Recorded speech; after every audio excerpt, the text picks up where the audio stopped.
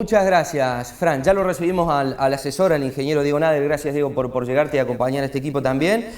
Bueno, obviamente que hay muchas cosas para charlar, muchas cosas que se han dicho, que se han hablado y que es importante tener tu testimonio, así que gracias por llegarte. Gracias a ustedes. Y arrancando por una pregunta básica y concreta es ¿por qué se inunda Justiniano Pozzi? ¿No? Parece simple de deslizarla, pero conlleva muchas cuestiones por detrás, imagino. Sí, bien, bueno, básicamente nuestra localidad tiene un grado de vulnerabilidad por el emplazamiento altimétrico que tiene en relación a una cuenca rural que aporta a nuestra localidad tanto del norte como del sur como del oeste. Muy poquito del este, pero en total conlleva unas 3.200 hectáreas de cuenca que aportan hacia el canal principal, de las cuales 2.800 son cuenca rural y 400 cuencas urbanas, de las cuales el punto más bajo es la esquina de Tablada y de Anfunes, que se encuentra prácticamente a 4 metros más abajo que el sector sur, el sector oeste y el sector norte, la estancia Pozzi, la estancia La Josefa y demás, las ex estancias. Básicamente ese es el grado de vulnerabilidad y ante eventos de muy alto milimetraje, el volumen de agua y los caudales que generan las cuencas rurales son mayores a la capacidad de salida que tiene el canal principal. Esa diferencia entre lo que generan las lluvias por las cuencas rurales y la capacidad que tiene el canal principal de evacuar esos excedentes al río Saladillo es lo que se materializa en los anegamientos en la localidad. Anegamientos, digo, que si nos desplazamos en el tiempo para atrás, ya creo que arranca en el año finales de la década del 70, más o menos hacia este presente. De allí en adelante, ¿se ha tomado en cuenta algún plan maestro alguna vez o se ha trabajado siempre sobre obras de contingencia? ¿Cuál es tu opinión, Diego, al respecto? Mira, revisando los antecedentes, el antecedente más importante fue el proyecto del desarrollo y la construcción del canal principal del pueblo, el cual, como decía el presidente Taylor, no se hizo por la traza óptima que debía ser, es decir, sabemos que se analizaron varias trazas, sí. Estaba la disposición política para ejecutarla la obra, la necesidad estaba, pero surgió una, no sé si la peor traza, pero no la óptima. No la opción deseada. Exactamente. Luego, en el año 2007, se proyectó, dentro de lo que fue el plan de drenaje y el proyecto ejecutivo de las obras de drenaje de la localidad, incluyó la readecuación, el proyecto de readecuación del canal principal en 18 kilómetros de traza al Saladillo. Bueno, gracias a eso, cuando fue la inundación el 18 de enero de 2010, el municipio rápidamente pidió financiamiento a Nación para ejecutar la readecuación del canal principal, llevando la capacidad del mismo de 1 metro y medio cúbico segundo a 4 metros, es decir, casi la triplicó a la capacidad del canal principal. Por la posición geográfica, el emplazamiento dentro de la cuenca y de la jurisdicción, somos una zona vulnerable y además tenemos un punto de descarga, un medio de evacuación que no es precario, ¿no? Por ejemplo, la localidad de Monteguay está emplazada en una zona donde tiene 3 o 4 cauces naturales, de los cuales posteriormente se ejecutaron obras, se sistematizaron, que descargan el río a pocos kilómetros. Cauces cercanos. Cauces cercanos con muy buena pendiente y muy buena capacidad del río, ¿no?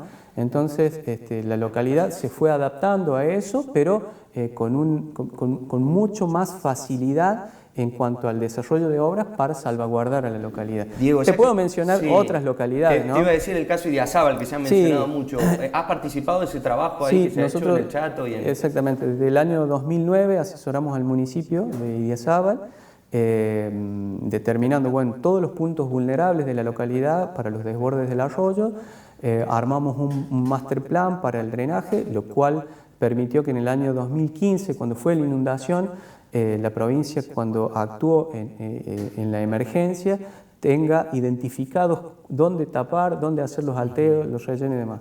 Y después, posterior a eso, en un plazo de 5 años de planificación, se hizo la readecuación del arroyo desde el río Saladillo hasta la localidad, inclusive 5 kilómetros aguas arriba de la localidad, para salvaguardar y darle más capacidad a lo que es el cauce natural del arroyo, evitando de esta forma que desborde y inunde la localidad de Idiazábal. ¿Qué condiciones necesitamos en Justiniano Pozzi, Diego, como para decir, bueno, tenemos esas mismas soluciones? Disculpame, te tengo que contar una particularidad. La localidad de Idiazábal debe ser un caso emblemático en la provincia de Córdoba. Fue una localidad que estuvo 18 días inundado, casi el 90%. La inundación empezó el 27 de febrero del año 2015. Recuerdo que empezaba el ciclo lectivo, tuvo que empezar la mayoría de los chicos en otra localidad. La localidad de Idiazábal está emplazada en un punto en el cual el arroyo El Chato tiene 160.000 hectáreas de cuenca hacia aguas arriba.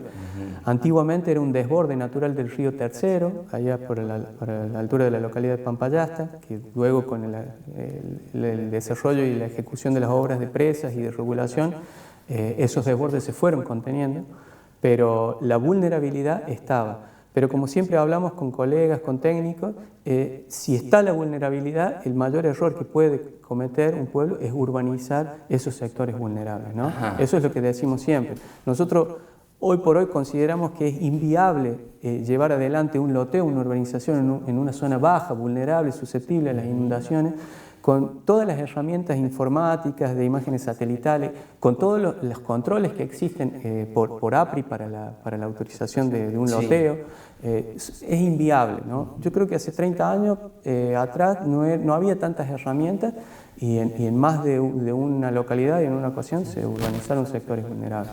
Bien, y en ese marco, digo, y entendiendo que es así, claramente, y históricamente, ¿qué le podemos decir a aquel vecino que se encuentra en una situación vulnerable por la zona en donde está y qué solución le podemos arrimar para decirle, bueno, entendemos que tu casa está en un sector en el que se va a inundar siempre, permanentemente? Digo, ¿hay una solución concreta o cuál es el mensaje que le podemos llevar para que al menos pueda pensar en una solución o estar tranquilo? Bien. En este caso no sería una solución, sino un conjunto de obras, se dice de medidas estructurales y no estructurales, pero básicamente las medidas estructurales, las obras, las podríamos dividir en dos grandes rasgos.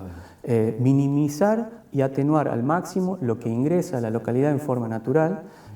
Si querés después te puedo comentar un poco lo que fue el evento del 30 de diciembre. Vamos a repasarlo con placas que tenemos. Y aumentar al máximo lo que se pueda la capacidad de salida del canal principal del pueblo. Básicamente pasaría por ahí, sobre todo para lluvias y eventos de muy alto milimetraje, ¿no? Después hay obras que están proyectadas, obras internas, que tienen que ver con conductos, sumideros, que vienen a resguardar la falta de capacidad de las calles para conducir agua, ¿no? Donde uno, después de una lluvia de 30 milímetros, no puede cruzar la calle sin mojarse. Entonces vienen obras como conductos subterráneos y demás, que las grandes ciudades las tienen, pero ya son obras más onerosas y que tienen que ver con el microdrenaje. Lo que yo te hablo es del macrodrenaje, es de lo que ingresa a la localidad, dividirlo en esos dos grandes grupos de obras, atenuar al máximo lo que ingresa y aumentar la salida del pueblo. Con respecto a lo que ingresa, en la inundación del 30 de diciembre, nosotros detectamos que, bueno, ya se sabe, hay dos caminos del norte que traen el agua en una gran capacidad, sí. Y en esta vez se activó un camino del oeste, que es el camino del frigorífico hacia el oeste, conectando una cuenca, que es la cuenca del Tiro, y otras cuencas aledañas, sí, de oeste a este a través de un camino rural.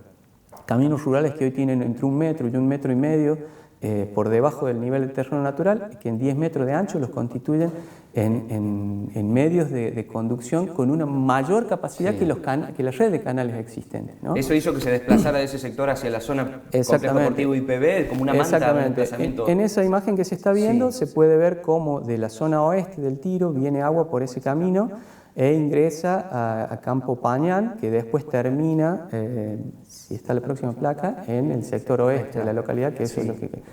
Nosotros tomamos como referencia la lluvia del año pasado, que fue también cercana a los 200 milímetros, y esto no había sucedido, porque también en la cuenca del Tiro había llovido esa cantidad.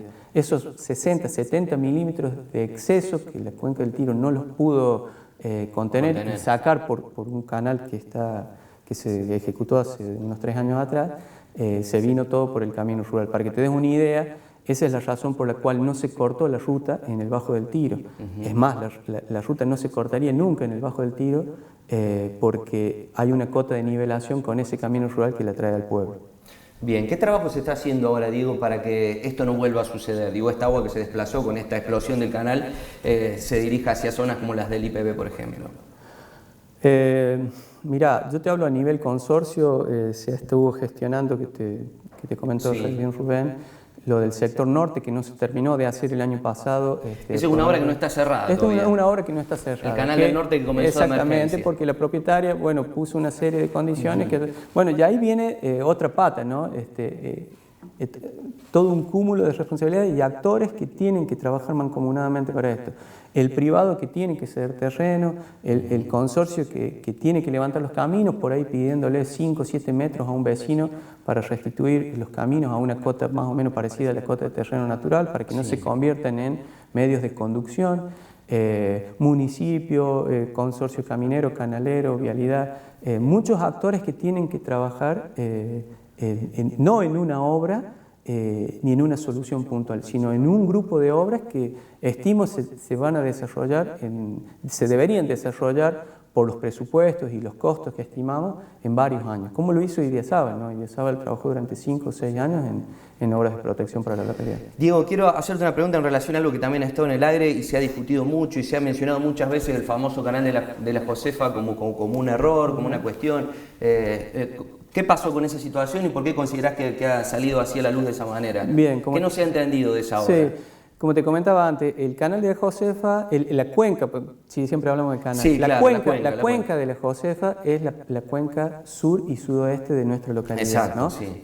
Es cuenca natural, es parte de las 3.200 hectáreas que te comentaba antes, lo cual se buscó que el objetivo principal de ello sea hacer un bypass de ese drenaje natural que vuelca a la localidad a través de un canal de una capacidad limitada, ¿no? Estamos hablando del orden de 1 metro cúbico segundo. Cuando la cuenca en forma natural y por lluvias muy grandes puede llegar a generar 5 metros cúbicos segundo. Entonces, los 4 de diferencia van a seguir entrando naturalmente al pueblo. ¿Y por qué eso? ¿Por qué no se permitió hacer una obra de 5 metros cúbicos para hacer el bypass que desvíe el acceso natural al pueblo? Las dimensiones, esto que muchas veces se habla, ¿por qué no se hace más grande? Exactamente, porque no existe capacidad en el canal principal para recibir ese caudal. Entonces, iba a ser llevar un problema hacia aguas abajo. Entonces, ese fue el límite y la condición que puso el recurso hídrico en cuanto a la capacidad del canal de la Josefa.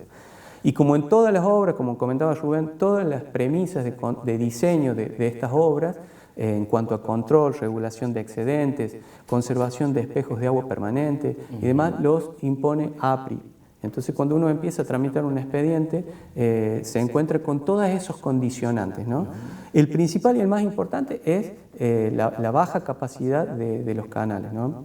Seguramente viene de la mano de que nosotros estamos insertos en lo que es la cuenca del Saladillo, que sumado al río Tercero y al río Cuarto, que sería después de los bañados del Saladillo, el arroyo del Saladillo, representan la mitad del territorio de la provincia de Córdoba.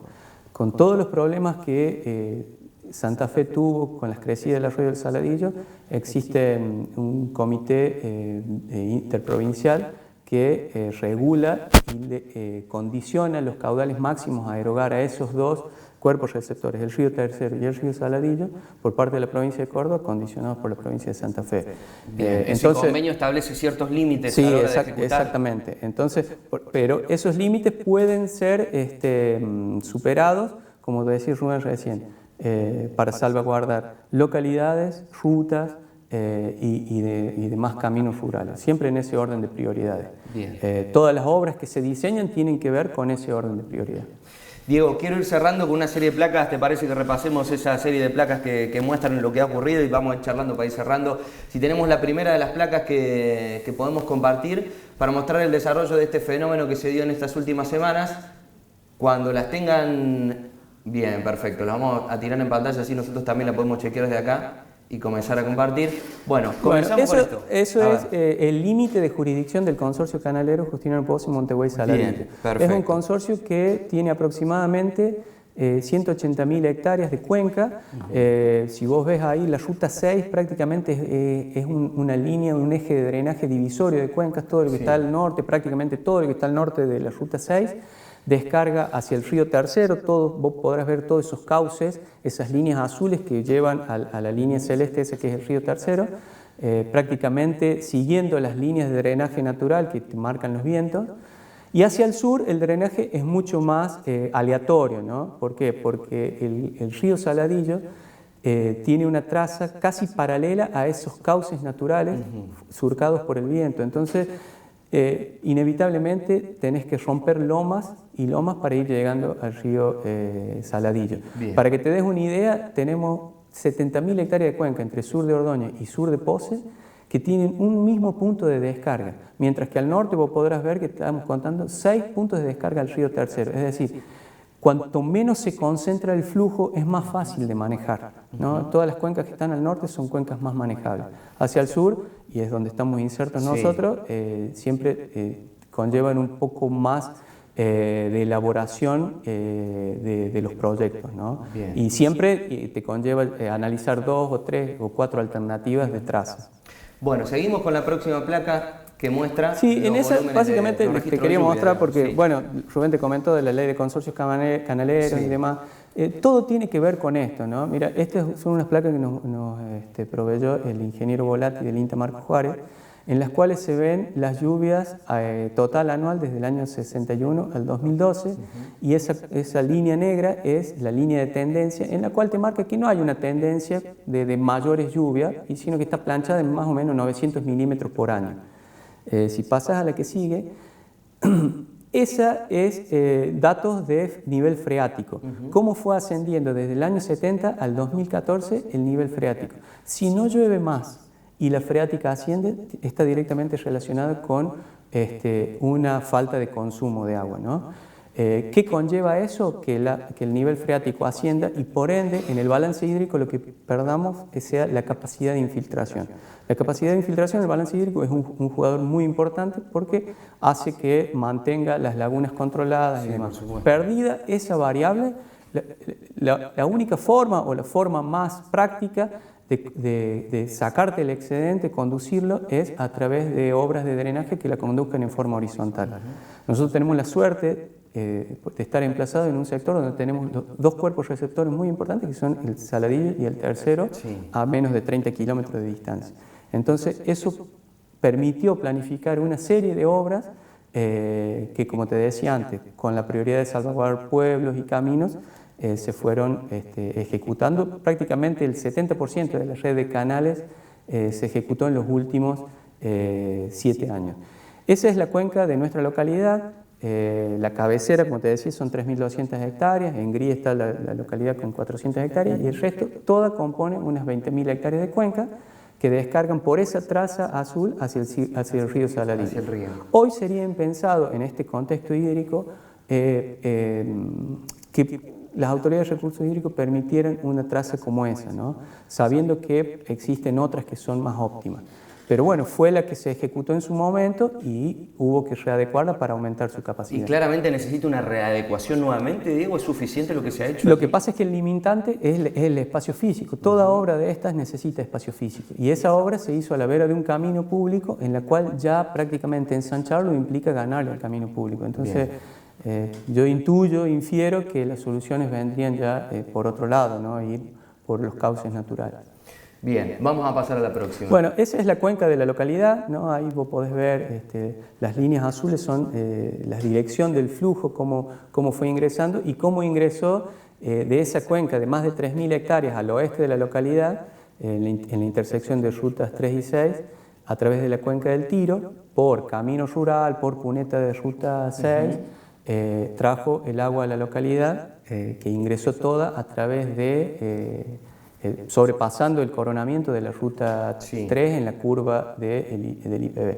Esa imagen satelital es del 31 de diciembre, en la cual vos podés ver cómo están cargados y cómo se interconectaron todos los bajos y cómo la cuenca del oeste perforó esa barrera natural a través de caminos rurales, ingresando a la localidad, con una alta capacidad. Inclusive nosotros consultamos con muchos vecinos de ahí y nos decían, el martes ya no pasaba más agua. Claro, el pico lo hizo el día lunes, con una gran capacidad, y después quedaron los bajos naturales con esos espejos de agua, ¿no? Bueno, no sé si tenemos una más. A ver, vamos a pasar. Sí, esta era lo que ya compartíamos. Esta es lo que vimos del agua, cómo viene del oeste e ingresa al campo de España. Sí. Bueno, pero ha quedado explícito ahí en las placas que hemos repasado. Yo quería ir cerrando con esto, Diego.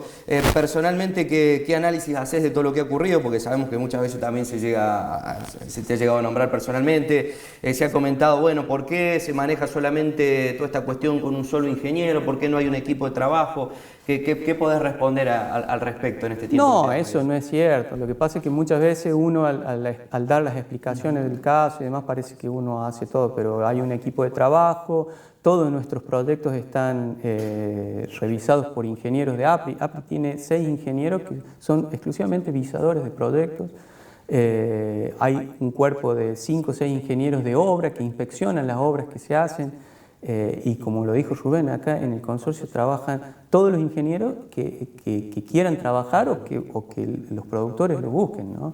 Eso no es cierto para nada. Nosotros somos un equipo de 3 o 4 ingenieros, pero que trabajamos ante determinadas obras en las cuales nos llaman para trabajar. Inclusive nos ha pasado de derivar a otros ingenieros cuando estábamos colapsados de tiempo, ¿sí? Nos ha pasado. Bueno, y la última, muchos vecinos afectados siempre dicen queremos una solución, digo, tenemos una luz de solución cercana, esto es a largo plazo, decías no hay que urbanizar más zonas vulnerables, bueno, ¿qué hacemos con las zonas urbanas que son vulnerables y que ya están urbanizadas?